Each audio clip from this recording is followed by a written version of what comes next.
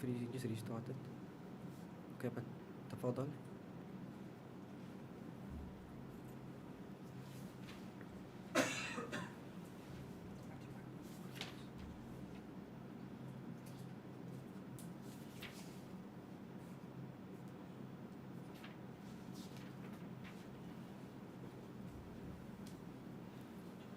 No, it's fine. If it's good.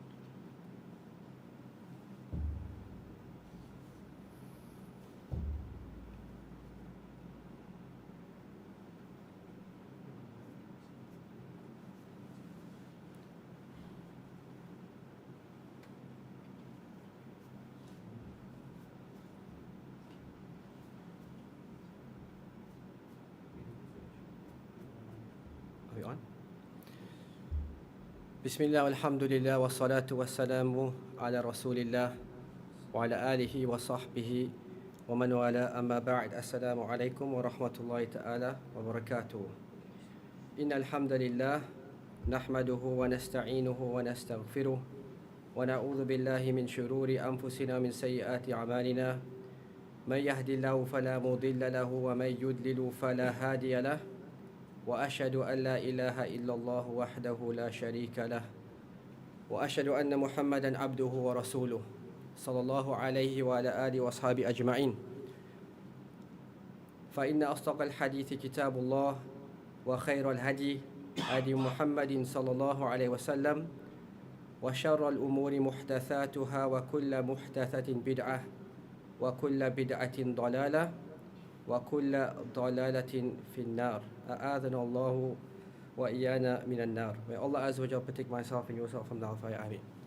Indeed, the most truthful of speech is the speech of Allah subhanahu wa ta'ala, and the best of guidance is the guidance of Muhammad sallallahu alayhi wa sallam, and the worst of affairs are the newly introduced matters.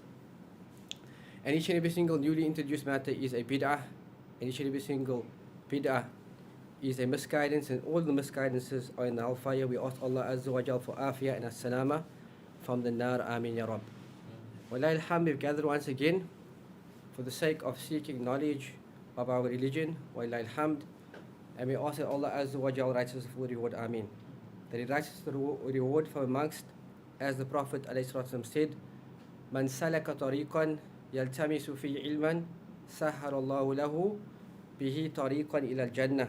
That whomsoever traverses a path, and whosoever takes a path, and in this pathway they make effort to seek knowledge, Allah Azza wa Jal makes easy for them the pathway to paradise. May Allah Azza wa Jal make us of Ahlul Jannah. Ameen. Secondly, we are seeking knowledge with regards to an obligatory aspect every Muslim must know. That no Muslim or Muslimah can be ignorant with regards to the ahkam, the rules and regulations of the fiqh of as-siyam, the fiqh of fasting. In fact, it becomes a personal obligation upon each and every single Muslim to understand the rules and regulations of Ramadan so that they can execute this ibadah in a manner which is pleasing to Allah subhanahu wa ta'ala. For many a time, people fall into what we consider to be the nullifiers of fasting. And then the question is posed, O Shaykh, O teacher, O Ustad, I did such and such an action, what is the ruling on my fasting? So the reality is it's binding upon us to know this beforehand, so that we protect and we preserve our fasting. So last week we discussed an introduction to the fiqh of fasting. We discussed the fada'il of siyam, the virtues of fasting, and we also discussed upon who it is an obligation to fast. That we said there are certain conditions which must be met within a person, a Muslim, in order for fasting to be binding upon them. And we mentioned this. We also discussed issues relating to sighting the moon and how the month is established in Islam. And there's only two such ways. We also discussed the obligation of having the intention to fast, the obligatory fast of Ramadan, that the intention should be made the night before. Naam. And by the intention we mean the intention in the heart. Naam. The intention in the heart. And as the ulama say, knowledge of the action is sufficient to display your intention. So for that reason, the ulama say that each and every single morning when the Muslim wakes up and they take the suhoor, that taking of the suhoor is part of your intention to fast that particular day. And we also clarified the ruling on at-talaffuz bin-niyyah. What is at-talaffuz bin-niyyah? Uttering the intention audibly and verbally. And this is not from the guidance of Muhammad sallallahu alaihi wasallam. We also mentioned in relation to the nafil fast that the person can make the intention any time before zawal. Now, if the person did not do anything which would nullify the fast from the time of dawn, and they made the intention to fast later during the day, then that serves as an intention to fast on that day. That is with regards to supererogatory, sunnah, nafil fasting. Any type of obligatory fast, the niyyah must be made the night before. And that is the part which we've reached last week. The next segment, inshallah, which we'll be dealing with this evening, it is the segment which pertains to what we refer to as Ahlul A'dhar, meaning those people who are exempted from fasting. The people who are exempted from fasting. And who are they? Al-Marid, the one who is ill. And we'll define what illness is. As well as the Musafir, and whosoever comes under their rules and regulations. So the author, Shaykh Abdul Rahman ibn Nasir al-Sa'di, rahimahullah ta'ala, says, وَالْمَرِيدُ الَّذِي يَتَضَرَّرُ بِالصَّوْمِ وَالْمُسَافِرُ لَهُمَا الْفِطْرُ وَالصِّيَامُ. He says that the ill person, the one who will be harmed by fasting, if the person is ill and they fast, they are harmed by this. وَالْمُسَافِرُ, it is for them to either break their fast or they can fast. So they are mukhayyar. They are given a choice between eating or continuing to fast. So this comes under the verse where Allah Azza wa Jalla mentioned, وَمَنْ كَانَ مَرِيضًا أَوْ عَلَى سَفَرٍ فَعِدَّةٌ مِنْ أَيَّامٍ أُخَرٍ. That whosoever from amongst you is ill or they are upon a travel, they may make the days up from days outside of Ramadan. And this is what we refer to as a rukhsah. Right? This is what is referred to as a rukhsah, a concession. And the concession is this since the Prophet ﷺ, he broke his fast whilst he was upon a travel. And the scholars generally, they have consensus upon the permissibility for the ill person and the musafir to break their fast. And what is upon them? We quoted the verse, فَمَنْ كَانَ مِنْكُمْ مَرِيضًا أَوْ عَلَى سَفَرٍ فَعِدَّةٌ مِنْ أَيَّامٍ أُخَرٍ. What is upon them? We refer to this concept as qada. They must make up the mistakes. They must make up the mistakes. So with regards to the musafir, or firstly with regards to the ill person, there is different scenarios with regards to the ill person. And each scenario takes a specific ruling. Each and every single scenario takes a specific ruling. Because some people simply think that the type of fast which permits you, or the type of illness which permits you to break your fast, it's like when it's a necessity, you're going to die, then you can eat. Right? This is not the case. So the first instance is, which the scholars have mentioned, is that the person is not harmed by fasting. The person is ill, but fasting does not harm him. And the illness can be a severe illness or it can be a light illness. So light illness, a cold. Severe illness, fever, and perhaps even flu. However, if the person fasts, the fasting does not further harm him. Okay? The fasting does not further harm him, and it's not difficult for him to fast. So in this instance, the person should fast. In this instance, the person should fast. So what are we saying here? The person is ill. The person has a light or heavy illness, but they can bear the burden of fasting. Type. and it's not difficult for them to fast. The scholars say that in this person's case, they should fast. Okay? Why? Because he's from amongst those who have witnessed the month. And Allah said, فَمَنْ شَهِدَ مِنْكُمُ الشَّهْرَ فَلْيَصُمْهُ. Whoever witnesses the month, they must fast it. Taib. So they say that it is, in this instance, it is lazim upon him to fast. He must still fast. So what are we talking about here? The person's ill, but the doctor said it's fine for you to fast. Okay, your fasting is not going to increase your illness. In this instance, the person must still fast.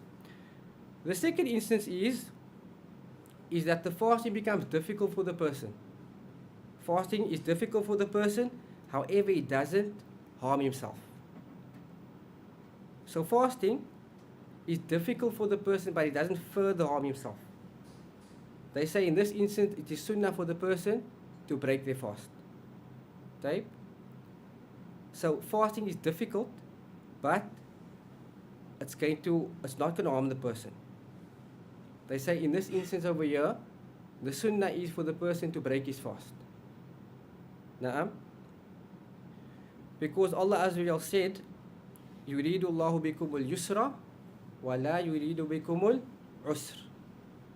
Allah Azza wa Jal intends and wills ease for you, and Allah Azza wa Jal does not intend and will difficulty for you. وَلِتُكْمِلُ الْعِدَّةَ وَلِتُكَبِّرُ اللَّهَ عَلَى مَا هَدَاكُمْ. And so that you may complete the appointed term. This is what Allah Azza wa Jal wants. So ultimately Allah Azza wa Jal wants ease for us through all the ahkam of the Sharia. So in this instance, fasting is difficult for the person, right? And it's not going to harm him. In this instance, the sunnah for the person to break their fast. And that is the second instance. And one of the proofs which the scholars give with regards to this ruling is the hadith which Sayyidina Aisha radiallahu anha reports, when she said, ما خير رسول الله صلى الله عليه وسلم بين أمرين إلا أخذ أيسرهما. That the Prophet صلى الله عليه وسلم was not given the choice between two matters, except that he always chose the easier of the two. Now, so sometimes people misunderstand this hadith, meaning that the Prophet also would always take a concession. We would always take the easier way out. It means that both of these choices is halal, right? And then the Prophet also would choose the easier of the two. And she went on to say, ما لم يكن إثما, as long as it did not contain sin. فإن كان إثما كان عبد الناس منه. And if it did contain some sin, the Prophet ﷺ was the most distant from it. So this doesn't mean the Prophet ﷺ takes the lesser ruling, which is sinful. A'udhu billah. Both choices which is presented is halal. The Prophet ﷺ would take the easier of the two. So in this instance, the person is sick, and they mention that fasting is difficult for him, but he won't harm himself. Then what is sunnah for this person is to break the fast. The third instance is that by way of fasting, the person harms himself.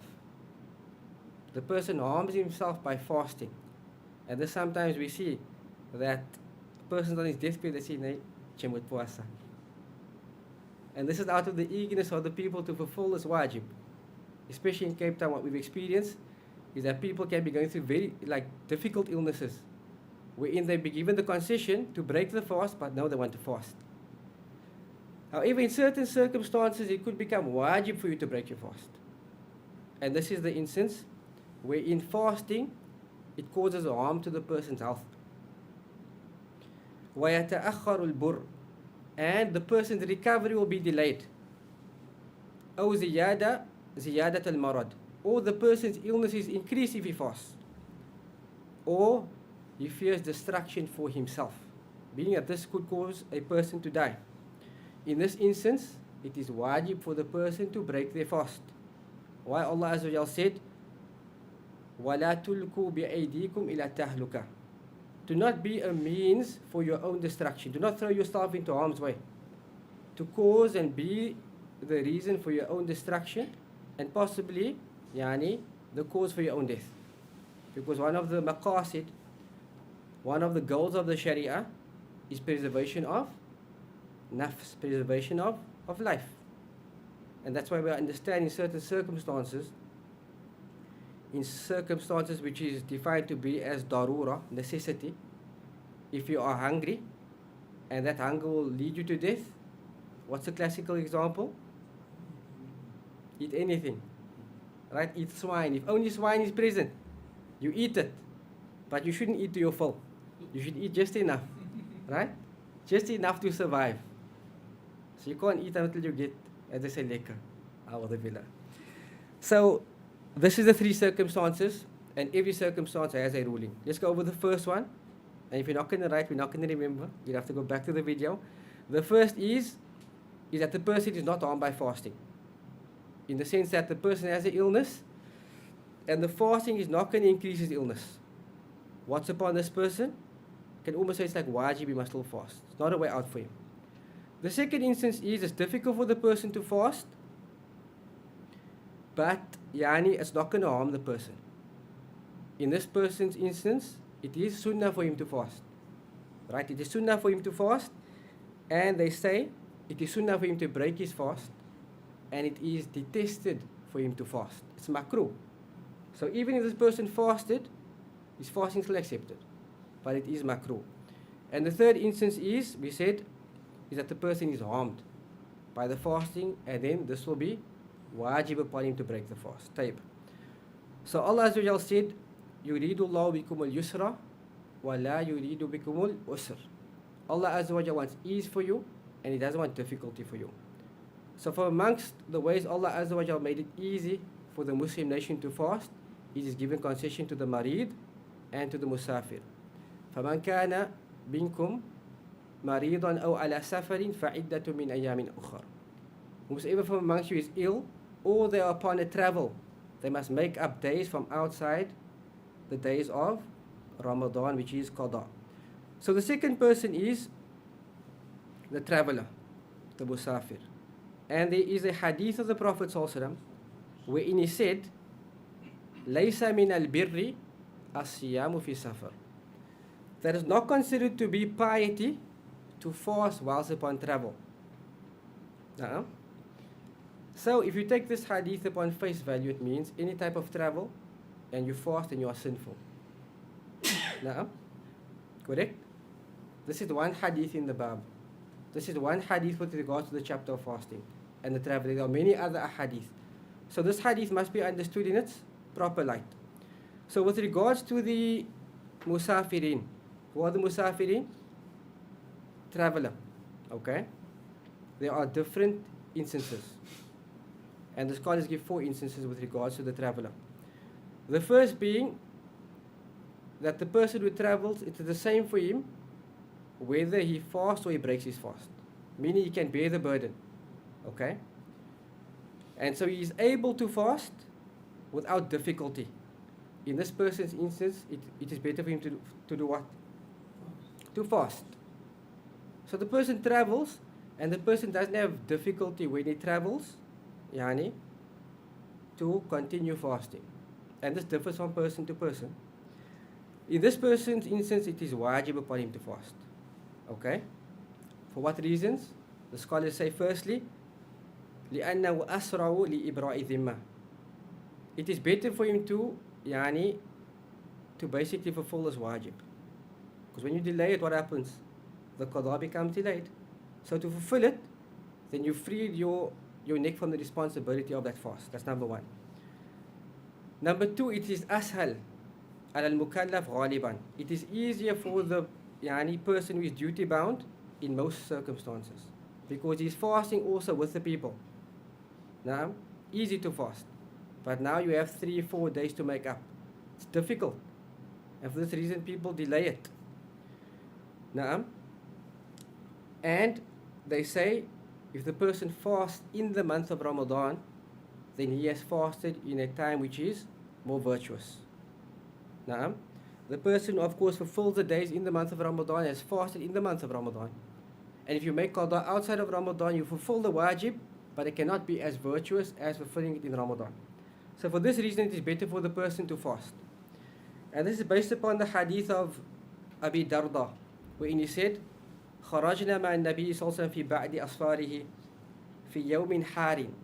They say that on some of the travels, the companions accompanied the Prophet صلى الله عليه وسلم, and it was extremely hot day. حتى يضع الرجل يده على رأسه. To such an extent that the man would place his hand on his head. As you know, people, it's so hot today. Subhanallah. من شدة الحر, because of the severe heat, he said. And so he said, وَمَا فِينَا صَائِمٌ, and none from amongst the companions were fasting, except إِلَّا مَا كَانَ مِنَ النَّبِيِّ وَبَنِ رَوَاحَةَ, except the Prophet ﷺ and Ibn Rawaha. So it was extremely hot day, the companions were upon travel, and no one were fasting, except who? The Prophet and Ibn Rawaha. And so what we understand from this is that Ibn Rawaha and the Prophet ﷺ was able to bear the burden on that travel. So they fasted and the others could not. So for this reason, the scholars say that if the person can bear the difficulty on the travel, they should fast.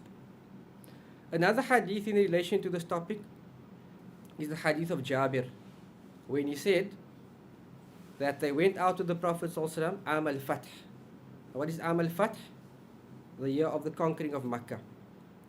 And it was in Ramadan. And so they said they fasted up until they reached a certain point. فَصَامَ النَّاسِ, and the people fasted as well. So what is the context of this hadith? They're heading to Makkah, they're upon travel. طيب. They then say ثُمَّ دَعَا بِقَدْحٍ مِنْ مَاءٍ فَرَفَعَهُ حَتَّى نَظَرَ النَّاسُ إِلَيْهِ ثُمَّ شَرِبَ. And so the Prophet ﷺ called for a utensil of water, and then he lifted it up until the people could see. ثُمَّ شَرِبَ, then he drank of it.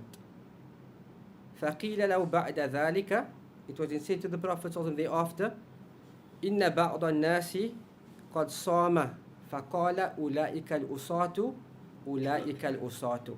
And so thereafter, after the Prophet ﷺ drank, he was informed that some of the Sahaba still continued to fast.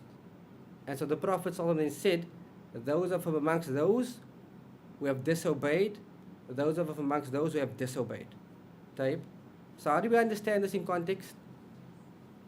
Is that because the Prophet ﷺ felt it was difficult for his companions, he showed them that you can break your fast upon travel. However, the Prophet ﷺ was able to bear the burden, and he continued fasting. That's the first instance. The second instance is أن يكون أحدهما أيسر له, that one situation is easier for the person than the other. So in the context of the mas'ala we are discussing, what does it mean? One situation is easier for him than the other, meaning the person upon travel, it's easy for him to fast. Other person is upon travel, it's difficult for him to fast. So the person who it is easy to fast, he fasts. And the person who it is difficult to fast, he breaks his fast. So one of these situations, it is easier for him. Okay? So if traveling and fasting is easy for him, then he fasts. If breaking his fast, if traveling while fasting is difficult, then what must he do? Breaks the fast. Okay? And what is this based upon? The verse. يُرِيدُ اللَّهُ بِكُمُ الْيُسْرَ وَلَا يُرِيدُ بِكُمُ الْعُسْرَ.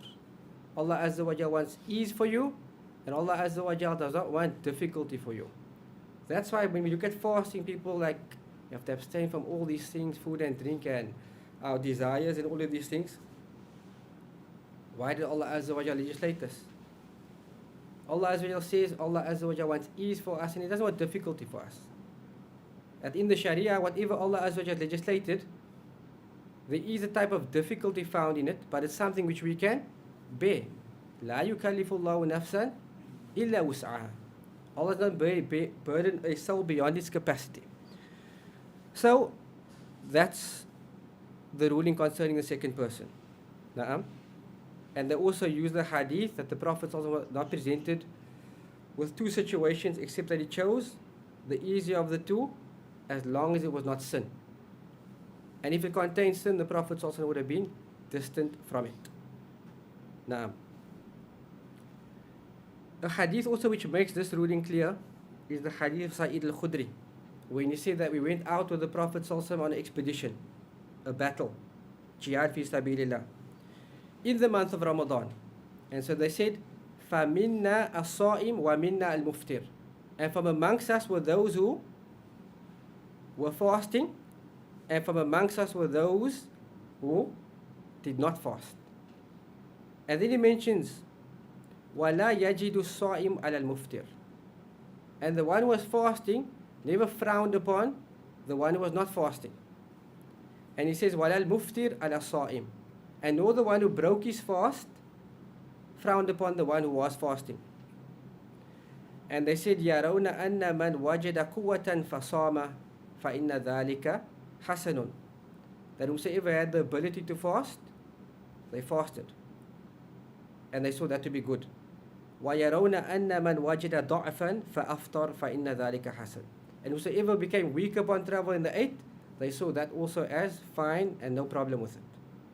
And so Hafiz ibn Hajar al-Asqalani rahimahullah ta'ala, he mentions a beautiful point with regards to this hadith and the issue concerning that if a person finds difficulty upon travel, they can break their fast.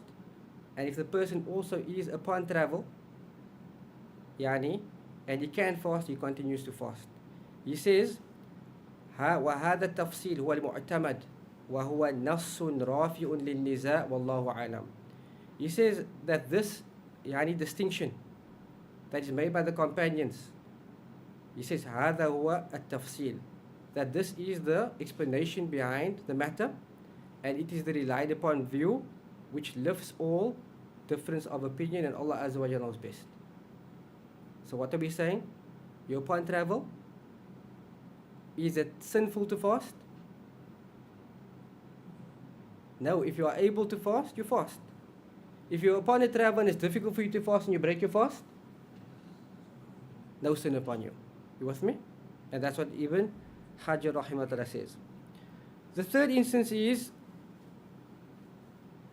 that fasting is difficult for the person, but it doesn't harm him.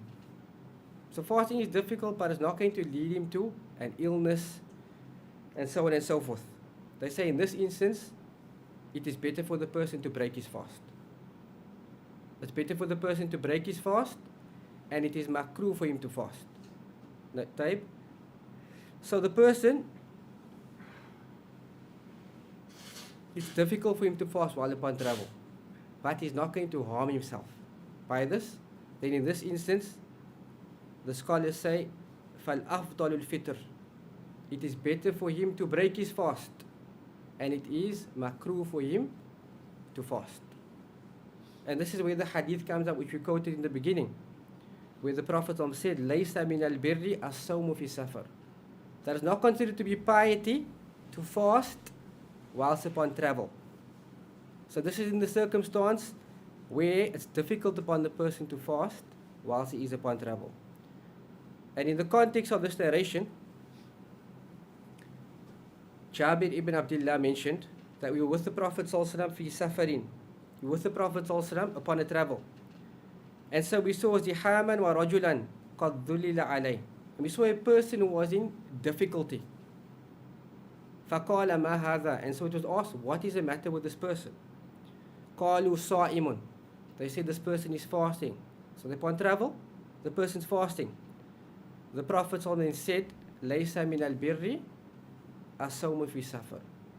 It is not from piety to fast whilst upon travel.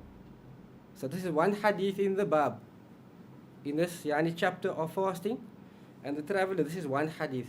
So some people will take this hadith and say, if you fast whilst you're upon travel, you are sinful, because the Prophet said, لَيْسَ مِنَ الْبِرِّ الصَّوْمُ فِي سَفَرٍ. It's not considered to be piety to fast whilst upon travel. But they don't look at the details in the other hadith which we have mentioned. So the scholars mention that this is a specific instance, and so it should be applied to that specific instance, wherein fasting is difficult for a person who is upon travel and he continues to fast. In that circumstance, we say That is not considered to be piety to fast whilst upon travel, and Allah Azza wa Jalla knows best. The fourth instance is أن يكون الصوم يشك عليهما الضرر. That the person, he observes fasting whilst upon travel, but he harms himself. What is the ruling in this circumstance? We can derive it. The person goes upon travel and he harms himself by fasting. Sinful, and it's haram upon him to fast. وَلَا تُلْقُوا بِأَيْدِيكُمْ إِلَى التَّهْلُكَةِ. Do not throw yourself into harm's way, and do not be the cause of your own destruction. And this we also say in this instance, as the Prophet said, أُولَٰئِكَ الْأُصَاةُ أُولَٰئِكَ الْأُصَاةُ. That these are the disobedient ones, these are the disobedient ones. So this is the 4 instances with regards to traveling. Is it clear? Clear? Type. So what I haven't seen is what is considered to be a travel. Because we know that certain scholars give a certain distance. Naam? And they will say, no, that the concession is only for the time of the Prophet ﷺ. Because in that time the travel was difficult, and they used to travel in the heat, and they used to travel by mode of horses and camels and so on. However, these rules are for all times and all places. Whatever is considered to be a travel by the people, if the person breaks his fast whilst he's upon a travel, he's not considered to be sinful. I'll never forget, and we're still students of knowledge inshallah, but we never knew these ahkam. And I found myself in the Haram of Makkah in Ramadan during the day, and people were sitting in the corner, right, of the Haram, and they were eating. And I walked past him and I said, Subhanallah, like, where's your fear of Allah? Eating in the Haram of Makkah, in the sacred land, but this is due to our ignorance of the rulings. So these people were possibly travelers, and they were Arabs also. And we have a skewed perception of the Arabs. There's Arabs eating the Haram in Makkah in Ramadan. So, when we seek knowledge, we enlighten ourselves and we remove the ignorance from ourselves. So this is the ahkam in relation to the ahkam of the musafir, and Allah Azza wa Jalla knows best. Taib. The author then said, Shaykh Abdul Rahman ibn Nasir al-Sa'di, after mentioning the musafir, he then said, Rahimahullah ta'ala, وَالْحَائِدُ وَنُفَسَاء يَحْرُمُ عَلَيْهِمَا الصِّيَامُ. He then said that the ha'id, meaning the menstruating female, and the nufasa. What are the nufasa? The women who suffer from postnatal bleeding. يَحْرُمُ عَلَيْهِمَا الصِّيَامُ. That fasting is haram upon them. They can't fast. Naam?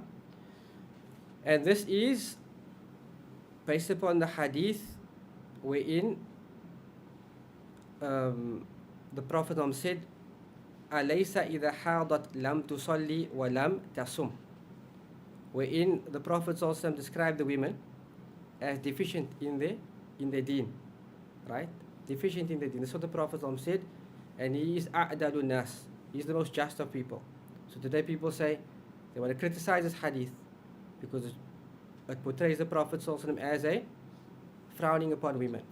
Of course, as Muslims we know this. He was the best of all of mankind. So the Prophet then said, why are they deficient in their religion? Because أَلَيْسَ إِذَا حَاضَتْ لَمْ تُصَلِّي وَلَمْ تَصُمْ. Is it not the fact that when they menstruate, they don't pray and they don't fast? So from this angle, they are considered to be deficient in their religion. However, once they become pure, what is upon them? They must make qada. فَإِدَّةٌ مِّنْ أَيَّامٍ أُخَرٍ. Right?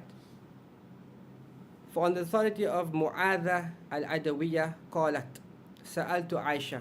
So Mu'adha al-Adawiyya or Sayyidina Aisha, a female or Sayyidina Aisha, the following question.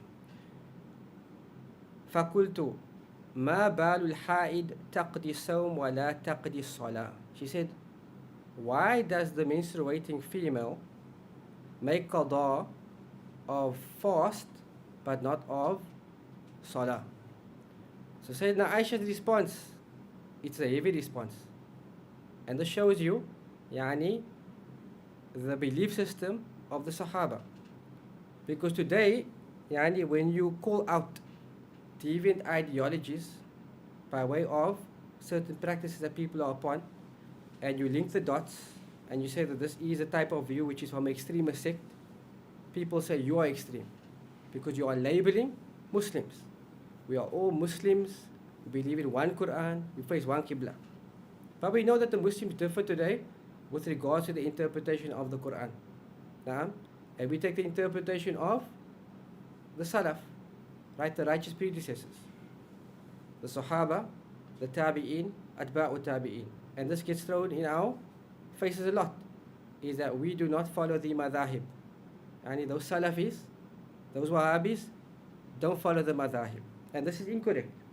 Because part of the best of generations, it is the generation of the Atba'u Tabi'in. And from amongst the Atba'u Tabi'in were some of the four Imams. And the four Imams were all upon the way of the Salaf, without a shadow of a doubt.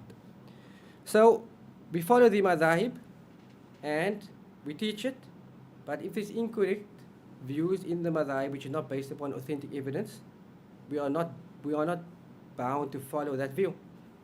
We follow the evidence. Taib. But this doesn't mean that we do away with all of the madhahib. It's a side point. So she says, Aharuriyatun ant. She asked the question, Aharuriyatun anti. Are you a Khariji? Are you from amongst the Khawarij? Sayyidina Aisha asked. Why does she ask this question? Because she's deeming this to be something extreme. The make-up, yani, the misfast, why did they make up the salah? So she's getting the impression that, are you saying you want to make up the salah? So she then says, are you a Haruriyah? Are you a Khariji? And she then said, yani Mu'adha al-Adawiyah said, Lastu bi Haruriyah. I'm not from amongst the Khawarij. And this shows you that you must also make you free from incorrect claims which is attributed to yourself. Naam. So people say, yani, we are takfiri. It's not our Aqidah lesson this evening, but we clarify this. We declare the Muslims to be non-believers, and we declare all the people who yani, face the Qibla to be non-believers. A'udhu billah. We are not from amongst the Khawarij. Because this is the salient trait of the Khawarij, that they declare the people who face the Qibla to be kuffar. Just because we said certain actions are kufr and certain actions are shirk, and that these people are upon that, doesn't necessitate that they are kuffar and they are mushrikeen. So they fail to understand this point. Naam. The fact that we give general rulings doesn't mean you apply it to a specific person. And just because we apply it to specific groups doesn't mean we applied it to yani, the entire community. So don't conflate the two issues. So she then said, Lastu bi Haruriyah, walakinni as'alu qalat. She said, but rather I'm asking, O Sayyidina Aisha. And so she said, Kana yusibuna dhalika fa nu'maru bi qada'i sawm. She said that we were used to experience this. We used to experience yani, menstruation, and we were commanded to make up the fast. وَلَا نُؤْمَرُ بِقَضَاءِ الصَّلَاةِ. And we were not commanded to make up the missed prayer. So what does this prove? It proves that the haid cannot fast, and that she must make up the days outside of the month of Ramadan. So upon them only it is to make qada. To make qada. And here they bring up a masala, and that is حكم الإمساك إذا زال العذر أثناء النهار. So what is the ruling of abstaining from food إذا زال العذر, meaning when the concession is lifted أثناء النهار, during the day? So what do we mean by this? A person sick, but then later during the day they feel better. Okay, a person's upon a travel, but then yani, they arrive at the destination, they arrive home. So what is the ruling? Must they abstain from food for the rest of the day or not?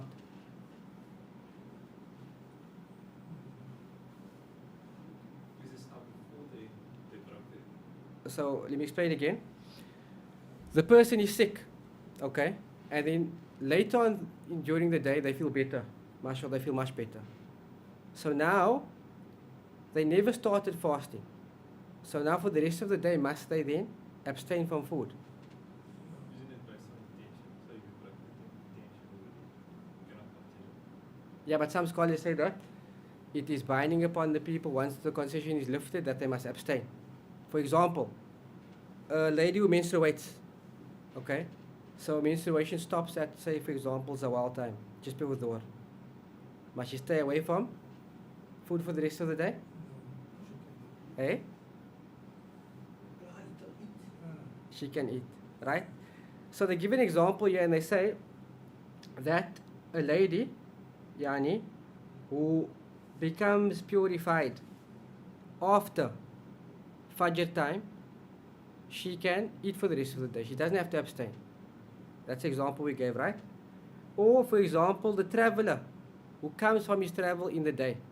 So meaning, he had the concession of breaking the fast, correct? But then he arrived, he came home. So now he's not a traveler anymore. So now must he stay away from food or can he eat? He can eat, right? He can eat. And they give a very, very explicit example here, okay, of this mas'ala to understand it. They say that if a person comes from travel, right, the person comes from travel and he arrives home at his destination, and he comes home and his wife had a haid, and on that day his wife, yani, was pure from her menses, they can have intercourse.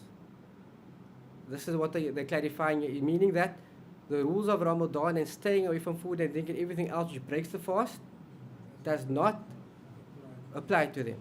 Doesn't apply to them, right? And this is based upon the athar of Abdullah ibn Mas'ud, wherein he said, "Man akala awwal an-nahar falyakul akhirahu." Whomsoever yani ate in the first part of the day, let him eat in the last part. Meaning the ahkam of fasting does not apply to this person.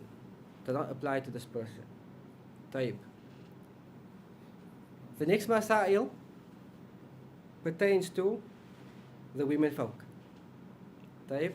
It pertains to the women folk. And lots of questions usually come up in relation to the individuals who are exempted from fasting in relation to women. So who are they? Can you get some water? Should ask some kaya. Or if the kitchen is open, yes. So, who are the women who are exempted? We said already. Menstruating, postnatal bleeding, breastfeeding, and the hamil. Right? The lady who is pregnant. They are also exempted. And the scholars have an ijma upon this.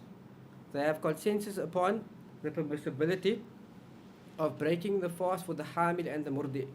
The hamil is the pregnant lady, and the murdi is the breastfeeding lady, right? And they also have different circumstances, and each circumstance has specific rule. So the first instance is that if the female, right, who is pregnant, and the lady who is breastfeeding, they fear for themselves. Like, for example, if a lady breastfeeds, she must be hydrated. Otherwise, she can become dehydrated and she can become ill. So, if the pregnant lady fears for her own health, and the lady who is breastfeeding fears for health, then she can break her fast. Okay? And this is because she has the status like that of an ill person. فَعِدَّةٌ مِّنْ أَيَّامٍ أُخَرٍ. That's the same ruling. If she doesn't, if she breastfeeds, she'll become sick in the sense that she'll become dehydrated and so on. She doesn't stay hydrated, she could put herself in harm's way. Then in this instance, she might just make qada. Okay, she might just make qada. And there is no kafara upon her. What's the kafara in relation to? Must feed a poor person for every day which is missed. This doesn't apply to her, because this is an illness, and illnesses, there is no expiation for it. Okay? The second instance is إذا خافتا على أنفسهما ووالديهما, is that if she fears for herself and they fear for their child. Okay? They fear for themselves and they fear for their child. So what is the ruling here? They don't have to. They must only make qada. Okay, so she fears for herself and she fears for a child. Okay, maybe she's breastfeeding and the child will not be nourished. In this instance, she must eat and she must make qada. Okay, so those are the two. Which says she must pay the days that she must. Yes. But now, and if she breastfeeds for 24 months. Well, she doesn't have to force 24 months. She only has to force 30 days. No, I'm talking about. We're going to get to that now, inshallah. Let's just go first through the scenarios, right? Type. A lot of scenarios.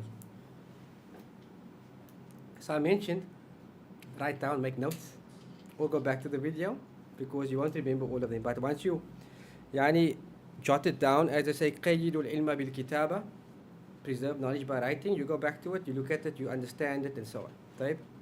So now when you're presenting the views and it's all over, but you have to reconcile it and memorize it.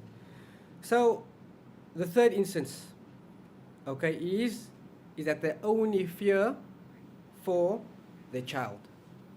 They only fear for their child. The first two instances were they fear for themselves, and then they fear for themselves and their children. Those two instances is only qada. The third instance is they fear only for their child. That they fear that their child could become ill if they are carrying a child, okay, or if she's breastfeeding, the child will not be nourished. This is what is meant by that. Taib, in this instance, Sheikh Abdul Rahman ibn Nasir says, أفطرتا وقضتا وأطعمتا عن كل يوم مسكينا. That they can break their fast, and they must make qada, and they must give kafara. So what is this opinion here? This is the opinion of majority of the scholars, and the opinion of Sheikh Abdul Rahman ibn Nasir Sa'idi, who is a Hanbali. He's a Hanbali scholar, and he's giving fatwa according to the Hanbali madhab. He says that this lady can break a fast, she must make qada, and she must give the kafara, the expiation. Taib. And they base this upon the verse where Allah says, وَعَلَى الَّذِينَ يُطِيقُونَهُ فِدْيَةُ الطَّعَامِ فِدْيَةٌ طَعَامُ مِسْكِينٍ. That upon those who are able to fast, upon them is to give the fidya of feeding a poor person. Right? Feeding a poor person. And so, Ibn Abbas radiallahu anhu said in relation to this verse, كانت رخصة للشيخ الكبير والمرأة الكبيرة.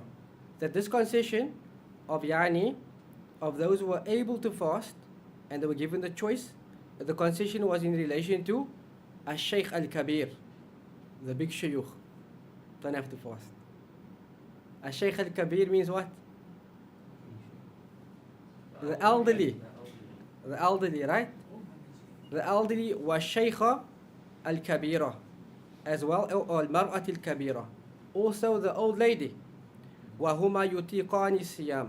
Even if they had the ability to fast, and they did not fast, they were given the choice, أَيُفْتِرَا وَيُطْعِمَا مَكَانَ كُلِّ يَوْمِ مِسْكِينًا. That they were given the concession to not fast and to feed for every day which is missed a poor person, which we know, like the elderly gives fidya. Type. And then he said, وَالْحَبْلَ وَالْمُرْدِ إِذَا خَافَتَا. As well as the habla, which is the lady who is bearing a child, wal-murdi, and the lady who is breastfeeding. And then Abu Dawud said, that they fear for their children is that they must aftarata wa at'amata, meaning that they can break their fast and they must feed, right, for every day which is missed, coupled with qada. And that is one opinion. That is one opinion. So, there's another opinion that says that it is a binding upon them to do qada without kafara. Okay, meaning that they must only make up the day and they mustn't give an expiation, and the fidya is to feed a poor person, Do you understand this? And they bring a narration which has been reported by Tirmidhi, Ahmad, Ibn Majah, Abu Dawud and others, when the Prophet said that did Allah Azza wa Jal wada'a anil musafir was as-sawm wa shatra as-salah. That Allah Azza wa Jal has lifted from the traveler fasting, and Allah Azza wa Jal has halved the prayer. Naam. Wa anil hamil aw al murdi as-sawm. And Allah Azza wa Jal has lifted from the hamil, the lady who is pregnant, and the murdi, and the breastfeeding lady, fast. Fast. So we know that the musafir must make qada, right? And that the lady who, in the context of this narration, the lady who is breastfeeding, she must make up the day as well. Because the musafir and those who are exempted share in the ruling. Do you understand that? We're going to get to Uncle Shafi's point, right? Inshallah. The author then says, وَالْعَاجِزْ أَنِ الصَّوْمِ لِكِبَرٍ. And the ajiz, the one who is incapable of fasting due to kibar. The one who is, the one who is incapable from fasting due to old age. And that's already mentioned in the verse. Right? وَعَلَى الَّذِينَ يُتِيقُونَهُ فِدْيَةٌ طَعَامُ مِسْكِينٍ. That the people, that refers to the old man and the old lady, that they must feed for every day which is missed a poor person, which is what we refer to as fidya. Fidya. Taib. So, of course, in relation to the hamil and the murdi, there's lots of issues which is related to it. Like, when can the lady actually eat? Because now you're saying she missed 30 days, but was it permissible for her to miss 30 days? That is the point. So a lot of these ahkam, it must be consulted with a doctor. And firstly, we say a Muslim doctor. It's not just for every pregnant lady to take the concession. And for this reason, we ask the people of dhikr, meaning we ask the people of knowledge. And the people of knowledge in this chapter, it is the ladies who bear kids. So if you think about it, and lots of the people are older, when your wives are pregnant, the first trimester is difficult, sah? Lots of morning sickness and so on and so forth. Very difficult to fast. However, if she's able to fast and the doctor says now you can fast, she should fast. Naam. The second trimester, it is also fine to fast. Okay, this is according to asking some women. It's also fine to fast. However, the third trimester, you know that the child must obtain optimum nutrition, because the child must grow during that period. So that time is also a difficult time for the pregnant lady to fast. So the point I'm trying to make is that not every lady who is pregnant can simply take the concession. They must consult with, we say, a Muslim doctor first. If they don't find a reliable Muslim doctor, then they go to a reliable non-Muslim doctor. But they must be consulted on these issues. Why? Because like Uncle Shafi said, is now the lady missed 2 years of Ramadan. That's 60 days. Must she make it up? According to what Sheikh Abdul Rahman mentioned here, she must make it up. Okay? I don't have a problem with that. Yep. Unnecessary. When does she make it up? Because must be deferred for even like that lady can technically become pregnant every 9 years, every year. That's why family planning is important. La hawla wa la quwwata illa billah. To the next pregnancy, to the next pregnancy. So I'm going to say wallahu a'lam. I'm not going to explore that, but the women who have this question can pose the questions to students of knowledge, or the students of knowledge will take it to the mashayikh, right? Because every circumstance is not the same. Okay? And also, if you look at it from this angle, is that if the person has an illness which they are expected to recover from, yani yurja bur'u, then they must make it up. And they come under that ruling of the ill. You with me? So a person yani who has an illness, like a flu, he missed 5 days of Ramadan, 10 days of Ramadan, he must make it up. Right? There's no other way for him. A person yani who is ill to the extent that it's considered to be a terminal illness which is detrimental. They're not going to recover from it. For example, stage 4 cancer. They are not required to make up those mistakes. We'll discuss that in the next segment. So if the illness is an illness which you are expected to recover from, then you must make it up. And if the illness is an illness which you're not going to recover from, then the ruling is lifted and Allah Azza wa Jalla knows best. Now, The making up, has it be done before the next Ramadan, or how does it work? yes, before the next Ramadan. But now Uncle Shafi said now get pregnant again the next year. 60 days. That person must make up the 60 days before That is the opinion which I've read, and that's what I'm putting forward. And I say Allahu A'lam. Naam. So I mentioned people get into these situations, but not every person who is simply pregnant can take the concession of eating. So you must consult, and Allah Azza wa Jalla knows best. So I have read up some fatwa, and they say that the lady who misses, right, she must firstly make it up. And then if she could not make it up in the next year, upon her is to make up the day still, and she must give a kafara. And if it goes on for a third year, there's not an extra kafara. She must still make up the days and give the kafara, but there's not an additional kafara. So Allah Azza wa Jalla knows best, and this is the fatwa which the Shaykh has mentioned in the treatise that we are reading from, and we stick to that, inshallah. There are other opinions, and if you consult with learned people, yani people who have studied, and people refer the matters to yani mashayikh, and they give you different rulings, then you go with it, inshallah. And Allah Azza wa Jal knows best. We'll stop on this point, inshallah. نكتفي بهذا سبحانك اللهم وبحمدك أشهد أن لا إله إلا أنت أستغفرك وأتوب إليك. السلام عليكم ورحمة الله تعالى وبركاته.